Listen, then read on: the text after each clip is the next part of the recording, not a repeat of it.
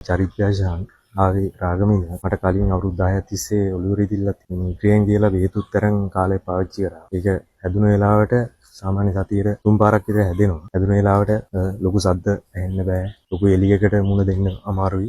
Stress එක වැඩි. ඊට පස්සේ මේ නෙක් පේන් එකක් එනවා. සෑහෙන කාලයක් අපහසුයෙන් හිටියා. ඊට පස්සේ මේ Facebook එකේ දැකලා තමයි ડોක්ටර් දේවින්ද channel කරේ. පස්සේ ඇවිල්ලා ට්‍රීට්මන්ට් කරලා දැන් සති 3ක් වගේ යනවා. දැන් තමගේ ඔළුවේ තිබ්බ පේන් එක 80ක් විතර දැන් අඩු වෙලා තියෙනවා. සෑහෙන අමාරුයි කියන්නේ. අනිවාර්යයෙන් ඒක හැදුනම පැය 3-4ක් ඒක නිදා ගන්න ඕනේ. ඒක වැඩ කරන්න අමාරුයි. කාත් එක්ක කතා කරන්න හිතෙන්නේ නැහැ. ලොකු පීඩනයකින් හිටියේ. මම හැමෝටම කියනවා අවුරුදු ගාණක් තිස්සේම දන්නේ නැති ඉඳන්නේ දුකින්. දැන් තැනක් තියෙනවා ප්‍රතිකාර ගන්න විදියක් තියෙනවා.